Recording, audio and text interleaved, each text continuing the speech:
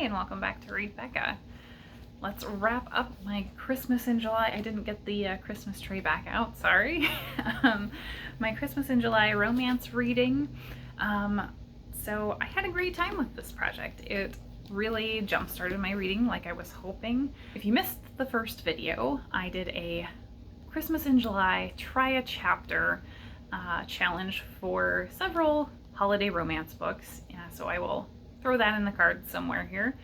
But I picked 3 books. Originally I'd set out to pick 2, but I picked 3 because I really wanted to read an extra one. And I overall enjoyed the project. I think it went really well because I did in fact finish all 3. And overall enjoyed them, but I had one dud. And you may have predicted this from the original Taraya chapter, but that dud, we'll start there, was A Mistletoe Vow to Lord Lovell by Joanna Johnson. And you pretty much find out everything that's important to the book in that first chapter, and that was what drew me in, was kind of all of the plot elements that it had that were interesting. But as I mentioned in the first chapter, the prose was pretty dense and did not fly by at all. So this is really short. This is a Harlequin category romance in historical, and so those are usually kind of meant to be easy to read and fly by. The Harlequins are, and it did not. All of the stuff that we find out in that first chapter are that our protagonist, Honora, is biracial. Her parents are from America, and she's estranged with them basically, but it was a plantation owner's daughter and a freedman slave who have ran away to England to have their relationship and be married. So we don't really see any of them at all. So that interesting thread of her background is dropped there. So then she is also a solitary woman living alone in her husband's house after he has left her and run off because he is quite the irresponsible and dishonorable man who gambles and drinks and swindles people. And so she would not be very happy to see him. But one night in the first chapter, she wakes up to a man in her house, or someone in her house, and gets a gun and goes downstairs. And that man is Lord Lovell.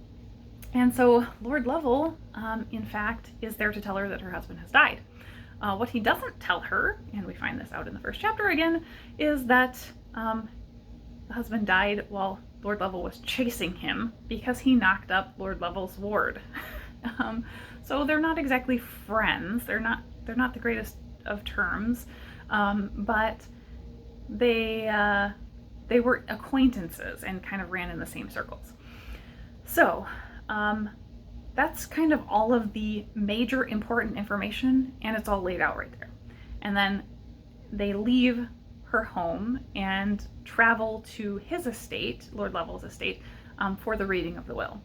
And of course that leads us toward Christmas and toward the birth of his ward's baby as well. And so in the blurb, it's essentially laid out the fact that these two are going to end up with the baby. So all of that we know going in, basically. There's nothing else really to the story, so that was a disappointment. As well, I've said this over and over again in conversations with fantasy readers, where really I thought I didn't like romance until I started reading romance genre, and that's because a lot of romance written in sci-fi and fantasy is there as a subplot, and it's written by authors who are not particularly good at writing characters. And so once I got into romance genre reading, I found out that romance is all about having really well written characters, and this did not have that. So Honora, she's been living alone, she's had this kind of autonomy and independence. We have no idea what she's been doing living alone the whole time. So I don't know how she was getting by, or what she was doing. It seems like maybe she was just moping around for years while her husband was gone. So that was not great. As well, while they're traveling, that's meant to be when they, I guess, fall in love with each other. They're very contentious with each other because she thinks that he is a friend of her husband's, right? Because he's not willing to admit that her husband died with him chasing him down. But like they never get to know each other. I never really saw any of that contentiousness slip until all of a sudden they're meant to be together. So there wasn't really a natural progression to it. So all of that I didn't really like. Just very, not great characterization, not great romance, but it had tropes that I should have liked. It had kind of enemies to lovers, it had there's only one bed, that kind of thing. So that did not work for me, even though it had real major tropes. And the other thing that was a major turnoff for me is that she's super baby crazy. So I knew, based on the blurb on the back, they were going to kind of end up with the words baby. But even before that point, literally the scene where she's being told her husband has died, her kind of internal reaction to that is, oh no, now I'm never going to have a baby. It was like, so all throughout she's lamenting how she can't have a baby now. And that just got really, really old. So this was a dud. I was not into it. And I think this was the most Christmassy out of all three, which is very interesting.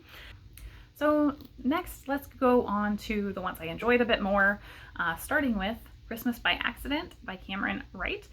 And this one was very cute, and I think it's more rom-com-y, kind of Hallmark movie. There's no sexy times in this one. This follows an insurance adjuster, Carter, who has been really embellishing his insurance claims, not in the fact that he's like faking things, but he's writing very dramatically, and he really wants to become a writer. So he gets involved with Abby one day because something's going on with her uncle, and he has a health issue, and so she's rushing to the hospital at night, and she gets into a car accident. And the claim is going to be denied because something's gone wrong with her insurance coverage.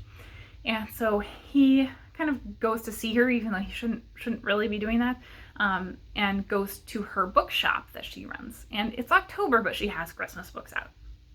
And while he's there, he kind of is thinking about the display of Christmas books and how they're all very cheesy and trite and simplistic. He's like, I could write those. And so he buys one of every single one. So her coworker thinks he's obsessed with Christmas like she is, and that kind of connects them. And eventually he starts writing his Christmas book and discovers that Abby is actually a freelance editor. And so he may need some editing help. So they agree to kind of help each other out, him helping her with an insurance issue, with getting her claim fixed, and in return, she's going to help him with editing. So he gets very entwined in her life that way, and of course, they fall for each other. But there's almost no Christmas in here. So really, this is taking place from October through December, and things are progressing with writing things up and him connecting with her life, and just very cute times. There's even the Readmore Cafe is known for all of its delicious stuff, and so there are recipes in here for things from the Readmore, including the hot cocoa. And so I love those kind of things where they have recipes in the book for the food in the book. So that one was just very adorable. I really liked it. And I think, when you're wanting a Hallmark style movie or that sort of cheesy rom-com, you don't really want a 5-star. And I think this was like a 4-star, but it was really hitting the spot of what I was looking for. So finally, and I think this was the big winner, is Christmas Eve at Friday Harbor by Lisa Kleypas. And I think this was, like I said, the winner. This also was not very Christmassy. And actually very funny. So I mentioned in the previous book, there's kind of this inappropriately early Christmas stuff comment, and where she's got her Christmas books out in October. The same thing happens in this one, where at the very beginning, it's kind of commented about kids writing letters to Santa in September. And so it's like, yes, that is definitely inappropriately early. I don't think they would really do that. But So they tried to tie it in, but then there's really very little Christmas actually in the book. But this one I enjoyed for the setting, I think, the most.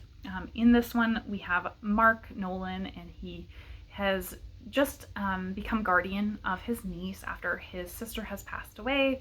And so he is moving in with his brother, and they both have lived on Friday Harbor for a long time. This is in the San Juan Islands in Washington State.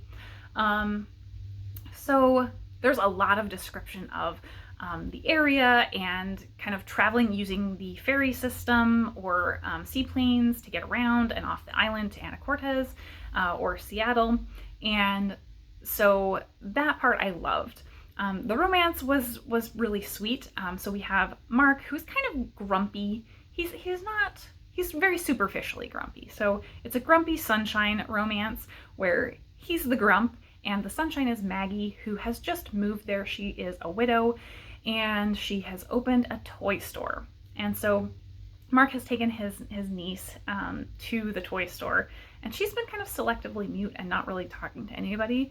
But Maggie has such a bright personality and is so kind of whimsical that the little girl starts to talk a little bit and talks to Maggie. And so Mark is kind of taken aback and won over by that. And then Maggie becomes an increasing part of their lives. However, Mark is dating someone, not in a committed relationship, but she is off on the mainland. So, of course, there is some minor drama with that element where, you know, he is trying to make it work and traveling back and forth while he has this new child to take care of, and he's realizing he's missing things. So I just love that setting. I love the toy store. It was the perfect kind of tie-in for a holiday book. But again, there really wasn't any real Christmas majorly. I think like we get up to Thanksgiving near the end, and so we're not even to Christmas by the end. And yeah, very, very little Christmas. But overall, I really enjoyed this one. I think this one's a 4.5, and this one had great characterization. So kind of back to what I was talking about at the beginning, where you really could feel these people, you could feel the island and the sense of place, and that they really were fully fleshed out characters and setting. So that's what made it for me. And it seems like this is a ongoing series, so I think there are actually 4 or 5 books in this series. So I will probably be picking up more of these. I don't think they're all holiday, but they are all kind of in the same setting. So yes, really enjoyed this one. And great project. I had a super fun time dipping into these, and it probably worked out in my favor that they were not all super duper Christmassy. So I think that's it for my Christmas in July project. I really enjoyed this nice little mental break. Even if I didn't get a nice wintry break from the humidity, it was a very good refresher, and I think I'm ready to jump into my August TBR full on. Obviously it's the 31st now, so tomorrow we will be getting right into that TBR. Thank you so much for watching.